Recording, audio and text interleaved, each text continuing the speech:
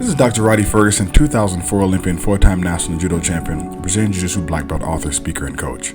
I'd like to help you today with something that is going to really improve your time on the mat. I want to help you clarify your judo goals for greater success. Now, a goal is like a compass.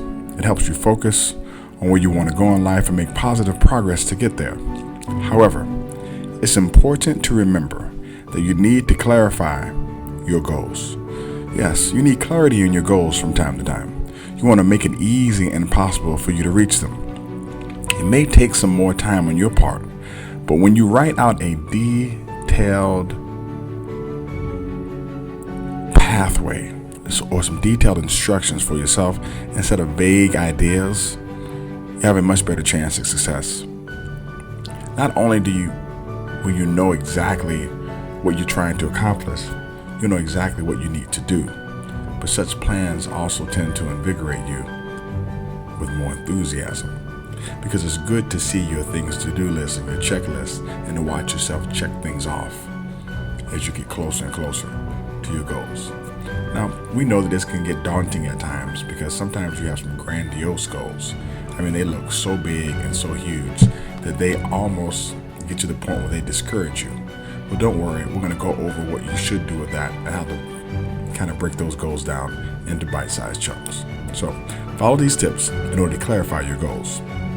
Number one, figure out your ultimate judo goal. I mean, what exactly do you want from the sport, from the art, from the experience? Instead of setting a goal like, I just want to be good at judo, get down to specifics, such as, I want to own my own dojo, which brings in at least $10,000 a month. Or I want to be a national champion, or I want to coach national champions, or I want my kids to have rich international experiences with judo, where they travel, where they train, where they meet other people, and they experience different cultures, and I want this for them yearly.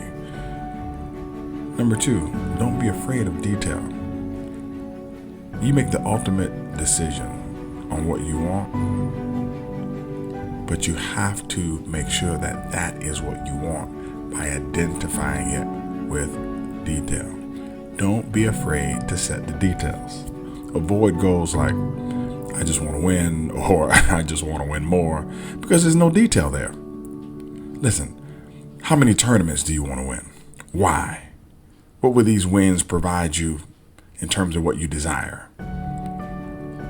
What judo lifestyle do you want? You want to practice 1 time a week, 2 times a week, 3 times a week, 4 times a week, 5 times a week, 6 times a week? Will more or less practice get you what you want? Are you committed to private lessons? Are you committed to coaching programs? Are you committed to investing in online videos? When do you want this to happen? How can you prepare for this? Do you have a coach? Do you have a teacher? Do you have a mentor? Do you have a confidant? Do you have a strength and conditioning coach? Do you need all these different coaches and people in order to achieve your goals? And then number 3, break up your goals into bite-sized chunks. When you stare at your ultimate judo goal, it may seem intimidating and unattainable. It's important to break up your main judo goal into smaller judo goals. Write out detailed plans about how you reach each of these smaller goals.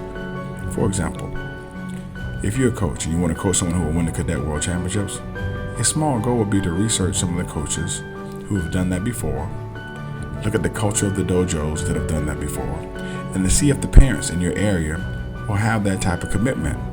Because ultimately, when you're coaching kids, you're coaching the parents.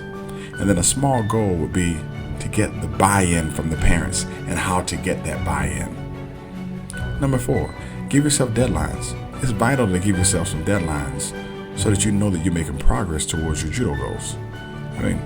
Each of your small goals on the mat and off the mat should have an attainable deadline. Look, we all make small goals in my dojo, we make small goals like being able to complete 250 dummy throws in 60 minutes. And we increase that by starting them out with a 35-pound dummy, and then moving them to a 50-pound dummy, and then to a 70-pound dummy, and then to a 90-pound dummy. And if they can complete 250 dummy throws in 60 minutes with that 90-pound dummy, then they're rocking, all right? And usually those are just my adults, to be honest with you. Rufus can get close to that, my son who's 13, but he can't complete all 250 with a 90-pound dummy in 60 minutes. He can get close. All right. We also will increase the number from 250 to 260, 260 to 265 to see who can get it done in 60 minutes. Or we make some goals of doing arm bars every day for 30 days, and then we try to beat that number the next month. The fifth thing is keep track. All right. You have to keep track. You have to document it. Make detailed notes about what you've done so far, because keeping track of your judo progress will help you stay organized and on top of your goals. And it will also allow you to do this. It'll allow you to kind of sneak in some tertiary goals of being promoted. So you may want to earn your brown belt or your purple belt or your black belt. And if you keep track of what you're doing, you always have these things available to show your coach or to show your sensei, hey, this is what I've been doing. This is what's been going on. This is how I've been improving. And here are my notes and my repetitions, etc. Because everything that you're going to do is not going to be inside of the dojo. And your coach will want to see exactly what you're doing. The other thing is, number 6, make alternative plans. Make alternate plans. Sometimes you won't be able to make the deadline you've set out for yourself, or maybe you'll be unable to follow through with the current plan in its entirety, all right? It's important to think of some alternatives in this case. Now, I can tell you this.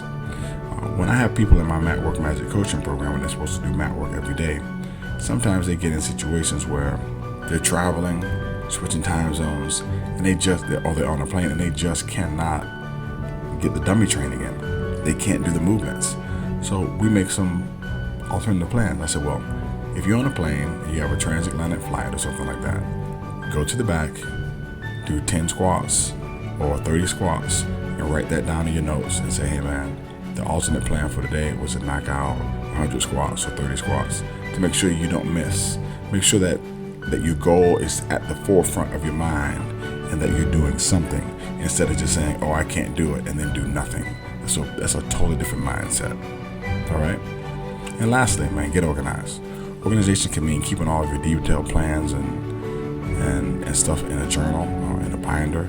I do have a Excellence is a Lifestyle Live It journal that I provide for my coaching clients. It will be on sale in 2020. When I mean on sale, I mean I'll be giving it away for free, and all you have to pay for is the shipping. But I have journals so that people can write down their 12-week goals, their long-term goals, their short-term goals, their daily goals, and to make sure that they're hitting on all cylinders.